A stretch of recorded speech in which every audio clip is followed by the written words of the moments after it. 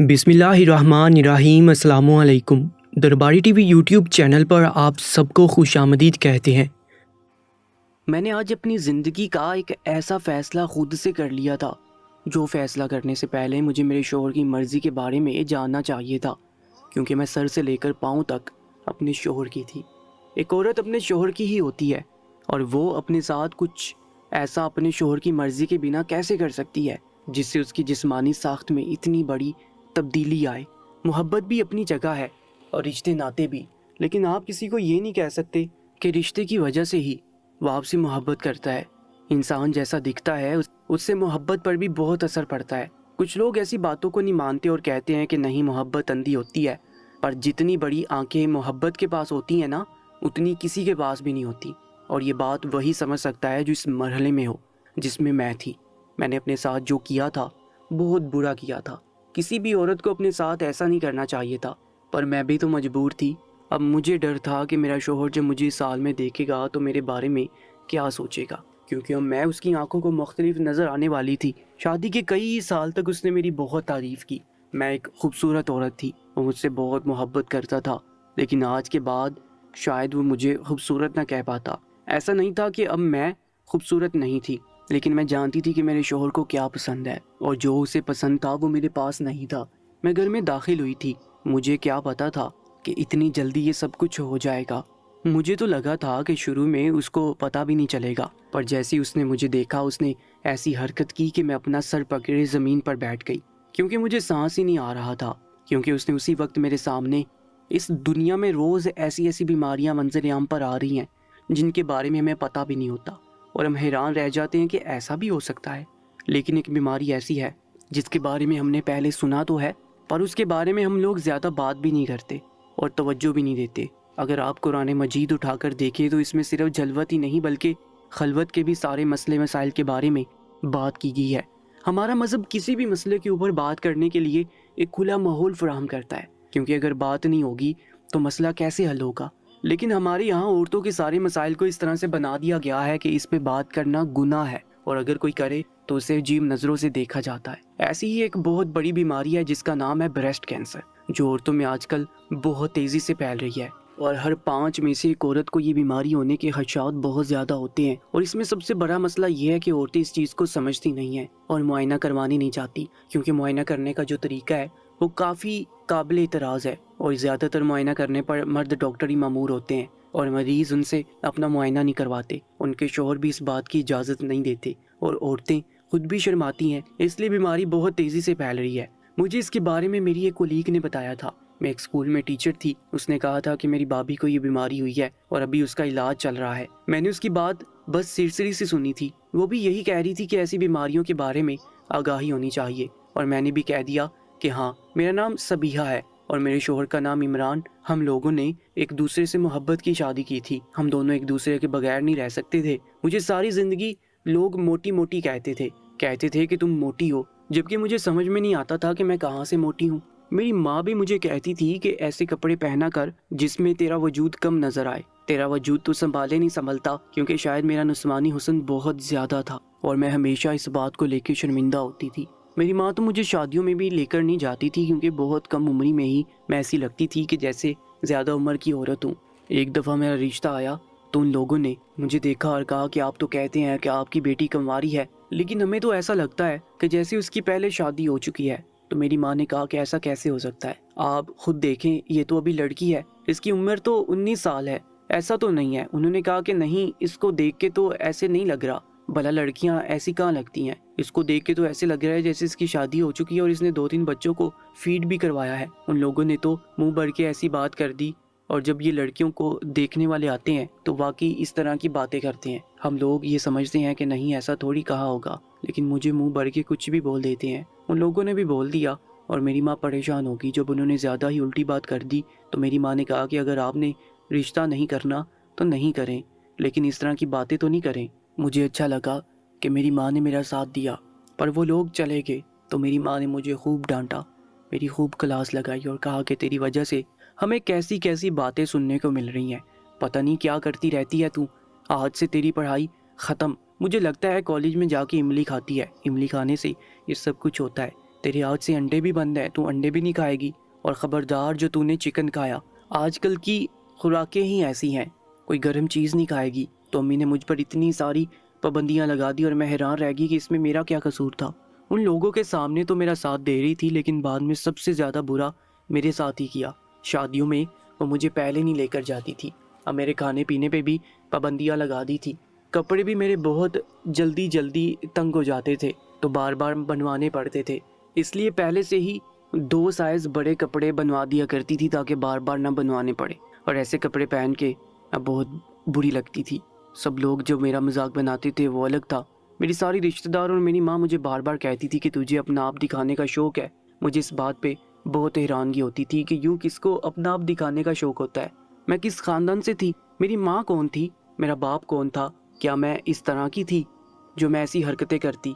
शायद मैं थोड़ी सी लापरवाह थी कि दुपट्टे को ठीक तरह से नहीं करती थी और दुपट्टा अपनी जगह पर नहीं रहता था। अब अम्मी ने मेरे कपड़ों के साथ दुपट्टे की जगह चादरें बनानी शुरू कर दी थी। मैं वैसे भी इतनी खूबसूरत नहीं थी, अब तो और भी बुरी लगती थी। इतनी बुरी लगती थी कि बाकी सब हंसते थे, कहते थे कि क्या बुरी औरतों की तरह कपड़े पहनने हैं। मुझे नहीं पता था कि मेरे साथ क्या मसला है, लेकिन कुछ महीनों से मुझे बहुत दर्द भी हो रहा था। ऐसे में मैंने अपनी माँ से कहा कि मेरी पढ़ाई तो ख़त्म करवा दी है, कम से कम मुझे एक कंप्यूटर कोर्स तो करवा लो। मेरे हाथ में कोई हुनर होगा तो मैं घर में बच्चों को पढ़ा लिया करूँगी, कुछ तो कर लूँगी। मेरी माँ ने कहा कि ठीक है। वो इसलिए मान गई थी कि मेरे साथ वाले घर में ही कंप्यूटर कोर्स करवाया जा रहा था। उन्होंने एक छोटी सी एकेडमी बनाई थी और वहीं पर मेरी मुलाकात इमरान से हुई थी। वो मुझे दूर दूर से ऐसे देखता था जैसे कोई दुनिया की सबसे हसीन औरत को देखता है, और फिर उसने मेरी तरफ अपना नंबर फेंक दिया। बातें होने लगी और उसने कहा कि मुझे हमेशा से ही तुम जैसी लड़की की तलाश थी। मैंने कहा कि मुझ में ऐसा क्या है, तो उसने कहा कि जो तुम में है तुम्हें खुद नहीं पता है, बस मैं तुमसे शादी करना चाहता हूँ। मेरे माँ बाप तो मेरा रिश्ता करने के लिए पहले ही बेकरार थे, और ऐसे में जब रिश्ता खुद ही घर आ रहा था, वो भी एक मुनासिब बंदे का, तो उन्होंने इनकार नहीं किया। मैंने भी इमरान को कह दिया था कि रिश्ता भेजना है तो भेज दो, अगर इनकार हो गया तो मैं कुछ नहीं कर सकती। लेकिन मेरे माँ बाप फ़ौरन मान गए। उन्होंने कहा कि यह पहला आदमी है जो खुद अपनी मर्ज़ी से हमारे घर की गाय को ले जाना चाहता है, तो फिर हमें क्या मसला है। उन्होंने ये बात मजाक में की, पर मैंने रोना शुरू कर दिया। तो मेरी अम्मी ने कहा कि अरे मैं मजाक कर रही हूँ, माँ मजाक नहीं कर सकती। पर मैं उनको कैसे बताती कि वो माँ होकर भी ऐसा मजाक नहीं कर सकती थी। उनके मजाक मेरे दिल पर कितनी बड़ी बड़ी ज़रबे लगाते थे। मेरी कज़न मुझे कहती थी कि जब तुम्हारी शादी होगी ना तो तुम्हारा शौहर भी तुम्हें बातें करेगा कि लगता है तुम्हारी पहले से शादी हो चुकी है, तुम 2-3 बच्चों की माँ हो, तभी तो तुम ऐसी लगती हो। कभी भी तुम्हारी इज्जत नहीं करेगा, तुम्हें बुरी औरत समझेगा। वो कहेगा कि तुम तन्हाई में कोई ऐसा काम करती हो जिसकी वजह से तुम्हारी जिस्मानी तब्दीलियाँ इतनी ज़्यादा तेज़ी से आ रही हैं। बातें सुनाएगा।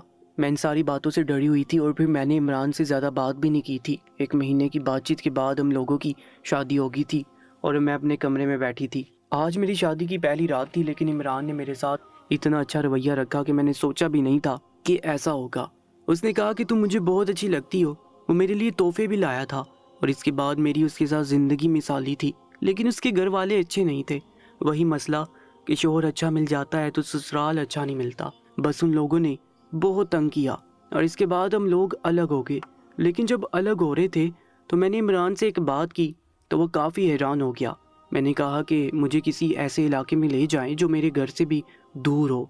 उसने कहा कि ऐसा क्यों कह रही हो, मेरे घर वालों की तुम्हारे साथ नहीं बनती, पर तुम्हारे अपने घर वाले तो तुम्हारे अपने हैं। हम उन्हीं के मोहल्ले में कोई घर देख लेते हैं ताकि तुम्हें भी आने जाने में आसानी हो। वैसे भी अब किराए पे रहना है तो अपनी मर्ज़ी से कोई घर देख लेंगे। मैंने कहा कि नहीं, मुझे किसी ऐसी जगह पे रहना है जहाँ ना आपके घर वाले बाहर आ सकें और ना मेरे घर वाले। इमरान ने मुझे अपने पास बिठाया और दोनों हाथों से मेरा चेहरा पकड़ के अपनी तरफ किया और कहा कि बताओ मुझे क्या बात है, क्या तुम्हें तुम्हारे अपनों ने भी तकलीफ़ पहुंचाई है। मैंने कहा जो तकलीफ़ अपने लोगों ने पहुंचाई है वो आपके घर वालों ने भी नहीं पहुंचाई। आपके घर वाले जो मुझे कहते थे उससे ज़्यादा बातें मैंने अपने घर में सुनी हैं। तो मेरे शोहर ने मुझे गले से लगाया और कहा कि माफ़ कर दो, मुझे नहीं पता था, जैसा तुम कहोगी वैसा ही होगा। वैसे भी हम इस मोहल्ले में रहें या उस मोहल्ले में, अब हम लोगों ने अलग ही तो रहना है, तो फिर क्या फ़र्क पड़ता है। ये अच्छी बात थी कि मेरा शोहर मेरी हर बात मान लेता था और मेरा बहुत साथ देता था। हम लोग अलग हो गए और खुशी खुशी एक साथ रहने लगे। अब हम लोग अपनी ज़िंदगी को अपने तरीके से जी रहे हैं, इसलिए हम लोग बहुत खुश थे। اور ہمیں کوئی بھی مسئلہ نہیں تھا۔ میرا شوہر اچھا تھا، اس کے ساتھ زندگی اچھی گزر رہی تھی۔ سسرال سے نکلنے میں بہت وقت لگ گیا تھا اور اب الگ ہو گیا تھا، اچھا لگ رہا تھا۔ میرا شوہر مجھے کہتا تھا کہ تم جو بھی کپڑے پہنتی ہو بہت اچھی لگتی ہو، کمال کی لگتی ہو، تمہیں تو ہر کپڑا ہی اچھا لگتا ہے۔ اور میں ساری زندگی یہ سن کے پلی بڑی تھی کہ مجھے کوئی بھی کپڑے اچھے نہیں لگتے۔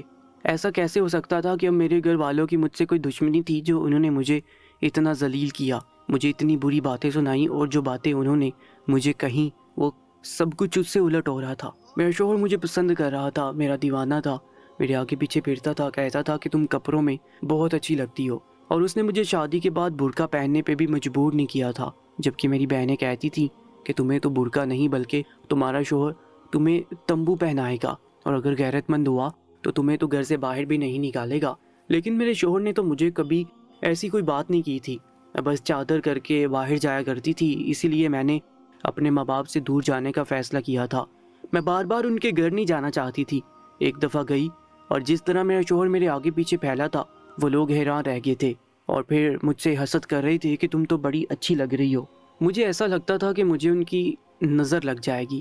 ایک دن میں نے اپنے شوہر سے کہا کہ مجھے زندگی میں جتنے بھی لوگ ملے ان سب لوگوں نے مجھے میری باڈی ٹائپ کے لیے جج کیا اور ہمیشہ ہی الٹی باتیں سنائی، پھر آپ نے مجھے کیوں پسند کیا؟ تو میرے شوہر نے ہنستے ہنستے کہا کہ اگر میں تمہیں یہ بتاؤں کہ میں نے تمہیں تمہاری باڈی ٹائپ کی وجہ سے ہی پسند کیا تو پھر تم کیا کہو گی؟ میں نے کہا کہ ایسا نہیں ہو سکتا، مجھے لگتا ہے کہ شاید آپ نے مجھے میری شخصیت کے لیے پسند کیا، یا پھر شاید میں آپ کو اچھی لگی۔ اس نے کہا کہ ہاں تم بہت اچھی انسان ہو، تمہارا چہرہ بھی خوبصورت ہے، لیکن میں نے تمہیں تمہاری باڈی ٹائپ کی وجہ سے ہی پسند کیا ہے، کیونکہ کچھ ایسی باتیں ہیں جو میں تمہیں نہیں سمجھا سکتا اور صرف مرد ہی سمجھ سکتے ہیں۔ تم مرد نہیں ہو اس لیے تم نہیں سمجھ سکتی، لیکن تم جیسی ہو جو ہو مجھے سب سے زیادہ اچھی لگتی ہو، اور میں نے اپنے دل میں ہمیشہ ایسے ہی سوچا تھا کہ مجھے ایسی بیوی چاہیے جیسی کہ تم ہو۔ اور پھر جب تم مجھے مل رہی تھی تو میں پیچھے کیوں ہٹتا؟ اس لیے تو میں نے جلدی جلدی تمہیں اپنے لپیٹے میں لے لیا، یعنی کہ اپنے نکاح میں لے لیا، اور اب تم میری بیوی ہو۔ میں اس بات پر خوش ہو گئی اور اب میرے دماغ سے ساری باتیں بھی نکلنے لگی تھی۔ مجھے ایسا لگتا تھا کہ میری زندگی اب ایک لائن پہ آ گئی اور آگے کچھ برا نہیں ہوگا، کیونکہ میری جس ایک کمی کی وجہ سے مجھے ہمیشہ لوگوں نے باتیں سنائی تھی، اسی کمی سے میرے شوہر کو محبت تھی۔ اگر سوچا جائے تو یہ بہت خوبصورت بات تھی، لیکن آج کل میری طبیعت کچھ خراب رہتی تھی۔ میں ڈاکٹر کے پاس چلی گئی، لیڈی ڈاکٹر تھی۔ میں نے شوہر سے کہا کہ میں خود ہی چلی جاؤں گی، وہاں بہت وقت لگتا ہے۔ اس نے کہا کہ ہاں وہاں پہ ویسے بھی ساری عورتیں ہی ہوتی ہیں، اور پھر میرا وہاں پہ کیا کام ہے، تم چلی جاؤ اور پھر بتانا کہ کیا مسئلہ ہے۔ ہم لوگ یہی سمجھیں گے کہ روٹین کی تھکاوٹ ہے، کیونکہ ابھی ہم لوگوں نے شفٹنگ بھی کی تھی۔ ڈاکٹر کے پاس گئی اور اس نے پوچھا کہ کہاں درد ہے، تو میں نے اسے بتایا۔ اس نے کہا کہ مجھے تو کچھ گڑبڑ لگ رہی ہے، مجھے لگتا ہے آپ کو دوسرے ڈاکٹر کے پاس جانا پڑے گا۔ میں نے کہا کہ کیا وہ لیڈی ڈاکٹر ہے؟ تو انہوں نے بتایا کہ نہیں لیڈی ڈاکٹر نہیں ہے، لیکن وہی آپ کے مسئلے کا حل کر سکتی ہیں۔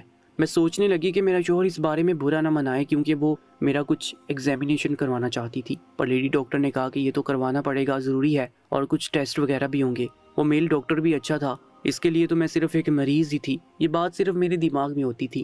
ہم عورتیں سوچتی ہیں کہ ڈاکٹر ہے، ہمیں ہاتھ لگائے گا، ہمارا بازو پکڑے گا، ہمارا چہرہ پکڑ کے آنکھیں چیک کرے گا، لیکن اس کے لیے تو یہ عام بات ہوتی ہے، وہ دن میں نہ جانے کتنے لوگوں کو چیک کرتا ہے۔ ایسی ویسی کوئی بات نہیں ہوتی، اس کے دماغ میں کوئی فطور نہیں ہوتا۔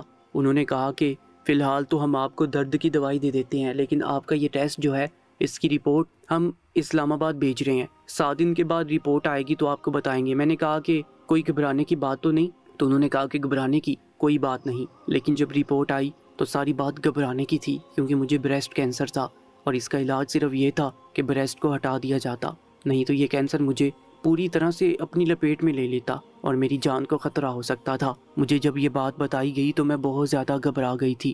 میں نے کہا کہ نہیں ایسا نہیں ہے، اب لوگوں کو غلط فہمی ہوئی ہے، پر انہوں نے کہا کہ ایسا ہی ہے۔ یہ خبر میں نے سنی تو میرے لیے بھی بہت بری تھی، لیکن اگر اپنے شوہر کو بتاتی تو وہ مجھ سے بھی زیادہ پریشان ہوتا، اور یہ بات جو ڈاکٹرز نے کی تھی کہ آپریشن کے بعد سب کچھ ٹھیک ہو جائے گا، میں نے کہا کہ یہ بہت بڑی قربانی ہے، ابھی تو میرے بچے بھی نہیں ہیں۔ تو انہوں نے کہا کہ ہاں یہ بہت بڑی قربانی ہے، لیکن جان سے تو کم ہی ہے، آپ کی جان بچ جائے گی۔ اور پھر آج کل کون سا اتنا رواج رہ گیا بچوں کو دودھ پلانے کا؟ دنیا میں ایسے ایسے دودھ اور فارمولے آئے ہوئے ہیں کہ بچے ماں کے دودھ سے زیادہ اچھی طرح پل جاتے ہیں، صحت مند بھی ہوتے ہیں اور ان کے قد بھی لمبے ہو جاتے ہیں۔ آپ زیادہ پریشان نہیں، آپ کی جان رہے گی تو بچے بھی ہو جائیں گے اور زندگی بھی اچھی گزر جائے گی، لیکن آپ کے شوہر کی طرف سے ہمیں परमिशन चाहिए होगा, क्योंकि ये आप लोगों की शादीशुदा ज़िंदगी पे असर अंदाज हो सकता है। मैं घर आ गई, मैंने अपने शौहर से कहा कि ऐसी कोई बात नहीं है, कुछ नहीं है। मैं उसे सब कुछ बता देना चाहती थी, ये बात बहुत बड़ी थी, मुझे उसे बता देना चाहिए थी। और फिर हम लोग ऐसे मियाँ बीवी तो नहीं थे कि बस एक दूसरे के लिए जिम्मेदारी करते थे, हमें तो एक दूसरे से मोहब्बत थी और हमने हमेशा साथ दिया था। मुखलिस थे हम लोग, बताने का दिल करता था लेकिन डर जाती थी। फिर अपनी एक बहुत करीबी दोस्त को बता दिया, वो मेरी अच्छी दोस्त थी। जब मैंने उसे ये बात बताई, वो पहले से भी मेरे और इमरान के बारे में सब कुछ जानती थी। उसने कहा कि फिर इस तरह तो तुम्हारी शादी टूट जाएगी, क्योंकि तुम्हारे शोहर को तो यही सब कुछ बहुत पसंद है और तुम इसी सब को कुर्बान कर रही हो, तो वो तुम्हें छोड़ देगा। मैंने कहा क्या तुम्हें वाकई लगता है कि ऐसे होगा? उसने कहा कि हाँ, ये जो मर्द होता है ना, ये आंखों से मोहब्बत करता है, औरत की आंखों से नहीं, अपनी आंखों से। यानी जो चीज़ इसकी आंखों को अच्छी लगती है, ये उसी से मोहब्बत करता है। और जब कोई आंखों को ये अच्छा नहीं लगता तो दिल में भी नहीं बसाता। बात इसकी गलत नहीं थी, मैं बहुत डर गई थी, छुप छुप के रोती थी। लेकिन दूसरी तरफ ये था कि अगर ये सब नहीं कराया तो मेरी जान जा सकती थी, और जिंदा ही ना रहती तो फिर क्या होता। शायद मैं अपनी ज़िंदगी की सबसे बड़ी कश्मकश में फंस गई थी, और अब उससे निकलने के लिए मुझे एक बहुत बड़ा फैसला करना था। दोनों फैसले मेरे लिए मुश्किल थे। ठीक कहा था डॉक्टर ने, ज़िंदगी रहेगी तो मैं रहूँगी, जब ज़िंदगी नहीं रहेगी तो वैसे भी सब कुछ ख़त्म हो जाएगा। मेरा शौहर कहता था कि मैं तुम्हारे बगैर नहीं रह सकता, तो मेरी मौत की खबर उसके लिए कोई आसान खबर होती। मेरी तबीयत बहुत ख़राब हो रही थी, इतनी ज़्यादा ख़राब कि मुझसे अपना छुपाया भी नहीं जा रहा था। डॉक्टर ने कहा था कि जल्द अज जल्द ऑपरेट करवाना पड़ेगा। मैंने अपने शौहर से झूठ बोला और कहा कि दूसरे शहर में मेरी एक सहेली की शादी है, मुझे वहाँ पे जाना है। मेरा शौहर मुझे किसी बात से मना नहीं करता था। उसने कहा कि हाँ ज़रूर, जो आजकल तुम बीमार हो, ज़रा हवा पानी बदल जाएगा, मैं भी तुम्हारे साथ चलता हूँ, लेकिन मुझे ऑफिस में बहुत काम है। मैंने कहा कि बस कुछ दिन में वापस आ जाऊंगी। उसने कहा कि हाँ ठीक है, अगर ज़्यादा दिन भी लगे तो कोई मसला नहीं है। मैं बहाना करके घर से चली गई और अपनी दूसरी सहेली के घर पे ही रहने लगी। मैंने ऑपरेशन करवा लिया। जो पहली दफ़ा मुझे होश आया और मैंने पूछा कि क्या मुझे कमरे में ले आए हैं, तो मेरी दोस्त वहाँ पे मौजूद थी। उसने कहा हाँ। मैंने उसकी तरफ देखा और कहा कि क्या मैं मुख्तलिफ लग रही हूँ, तो उसने कहा नहीं, पर उसकी आंखों में आंसू आ गए। एक औरत के लिए ये कितनी बड़ी कुर्बानी है कि उसे अपने जिस्म का कोई एज़ा ही कुर्बान करना पड़े, और वो भी वो आज़ाद जिसकी वजह से वो एक औरत कहलाती है। अपने बच्चों को दूध पिलाने के काबिल होती है, अपने शोहर का दिल जीतती है और माशरा उसे इज्जत की निगाह से देखता है। मुझे अपना आप बहुत अजीब लग रहा था। मैं हिम्मत करके उठ गई थी, लेकिन बहुत कमज़ोरी हो रही थी। कुछ ना कुछ करके अपने पैरों पे खड़े होने के काबिल तो होगी। कुछ दिन ज़्यादा ही लग गए। शोहर ने कोई शिकवा नहीं किया।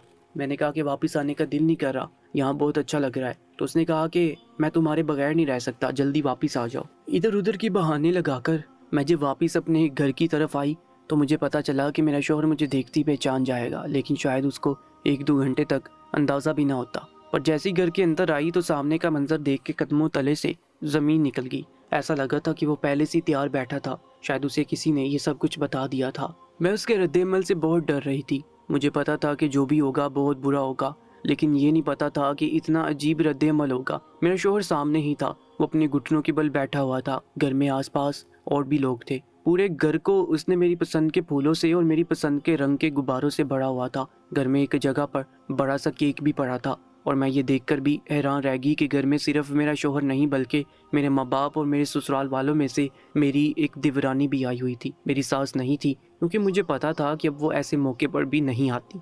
मेरे शौहर ने सबके सामने मुझे गले से लगा लिया और फूट फूट कर रोने लगा। उसने कहा कि इतना पराया कर दिया, मुझे बताया भी नहीं कि तुम्हारा ऑपरेशन है। इतने बड़े ऑपरेशन से गुजर के आ गई। उसने मुझे फौरन सोफे पर बिठाया और पूछने लगा कि ठीक तो हो। शक्ल सी में बीमार लग रही थी। मुझे पता था कि मुझसे पूछेगा तो मैं झूठ बोल देती कि दूसरे शहर का पानी रास नहीं आया, इसलिए ऐसा मुंह बनाया हुआ है। लेकिन शायद मेरे शौहर को पहले से सब कुछ पता था। मेरे साथ मेरी दोस्त भी आई हुई थी, मैं अकेली नहीं थी। मैंने उसकी तरफ देखा तो उसने हाँ में सर हिलाया। उसने कहा कि जब तुम हॉस्पिटल में थी तो तुम्हारे शौहर का फ़ोन आया था और मैंने उसे सब कुछ बता दिया था। मुझे नहीं पता कि मैंने अच्छा किया या बुरा, पर मैं तुम्हारे लिए बहुत परेशान थी, क्योंकि डॉक्टर ने बाहर आके कहा था कि तुम्हारी जान को खतरा है। इसलिए मैंने डर के तुम्हारे शौहर को सब कुछ बता दिया, और वो इतना ज़्यादा परेशान हो गया था। उस दिन मुझे एहसास हुआ कि ये मुझे कभी अकेला नहीं छोड़ेगा। पर फिर मुझे इमरान ने कहा कि अगर सबैया मुझसे ये सब कुछ छुपाना चाहती है तो इसे छुपाए, तो जैसा वो चाहती है वैसा ही होने दो, लेकिन मुझे बताती रहना कि उसकी तबीयत कैसी है। और फिर उसने यहाँ तुम्हारे वेलकम का इंतज़ाम किया। जब कोई मरीज़ बाहर अस्पताल में रहता है और फिर काफ़ी दिन के बाद घर आता है तो उसका छोटा सा वेलकम तो होना चाहिए ना। میری ماں اور میری بہنوں نے بھی مجھے گلے سے لگایا اور مجھ سے معافی بھی مانگی۔ میں نے کہا کہ معاف کر دے بیٹا، ہم سمجھ نہیں پائے کہ ہم معاشرے کی زبان بولتے رہے، لیکن تیرا شوہر بہت اچھا ہے، ہم نے تجھے اتنا تنگ کیا ہے، تبھی تو تجھے بدلے میں صلے کے طور پر اتنا اچھا شوہر ملا۔ پر میں اپنے شوہر سے نظر نہیں ملا پا رہی تھی۔ سب لوگ کھانا کھا کے چلے گئے، میری ماں نے کہا کہ وہ دوبارہ آئے گی۔ میں کمرے میں بیٹھی تھی، جو میرا شوہر میرے پاس آیا تو میں نے کہا کہ میرے پاس آپ کے لیے کچھ نہیں ہے۔ اس نے کہا کہ تمہیں کیا لگتا ہے کہ مجھے تم اس لیے اچھی لگتی تھی کیونکہ تم ایسی نظر آتی تھی؟ ارے مجھے تمہاری روح سے پیار ہے۔ اور باہر میں گیا جسم، اور باہر میں گئی، ارے عادت ہو گئی ہے تمہاری، تمہارے بغیر نہیں رہ سکتا۔ اور جو تمہارے بغیر دن گزارے ہیں پتہ نہیں کیسے گزارے ہیں۔ میاں بیوی کو جب ایک دوسرے کی عادت ہو جاتی ہے نا تو پھر انہیں کسی بات سے فرق نہیں پڑتا۔ تم زندہ ہو یہی کافی ہے، اگر تمہیں کچھ ہو جاتا تب میں کیا کرتا؟ میرے شوہر نے جب یہ بات کی تو ایسا لگا کہ جیسے اس کی سانس بند ہو رہی ہے۔ میں بھی اس کے گلے لگ گئی، پھوٹ پھوٹ کے رونے لگی۔ اس نے کہا کہ اگر مجھے بتاتی تو مجھے بہت اچھا لگتا، لیکن نہیں بتایا تو اچھا ہی کیا۔ بس جو ہونا تھا ہو گیا، جو بھی ہمارے اوپر مصیبت تھی وہ گزر گئی، تمہاری جان بچ گئی، یہی کافی ہے۔ اس کے بعد سے بھی ہماری زندگی میں کوئی تبدیلی نہیں آئی، ہم پہلے کی طرح ہی اچھے طریقے سے رہتے ہیں۔ اور میں یہ کہنا چاہتی ہوں کہ ہمیشہ مرد برا نہیں ہوتا، جیسے کچھ عورتیں اچھی اور کچھ عورتیں بری ہو سکتی ہیں، اسی طرح کچھ مرد اچھے اور کچھ مرد برے بھی ہو سکتے ہیں۔ پر میری قسمت اچھی ہے کہ میرا شوہر واقعی بہت اچھا تھا۔ دوستو، آج کی کہانی کے بارے میں اپنی قیمتی رائے سے ضرور آگاہ کیجیے گا، اور ایسی سبق آموز اور سچی کہانیوں کے لیے ہمارے YouTube چینل کو بھی سبسکرائب کر لیجیے گا۔ اپنا بہت زیادہ خیال رکھا کریں۔ انشاءاللہ ملاقات ہوگی ایک نئی کہانی کے ساتھ، تب تک کے لیے اللہ نگہبان۔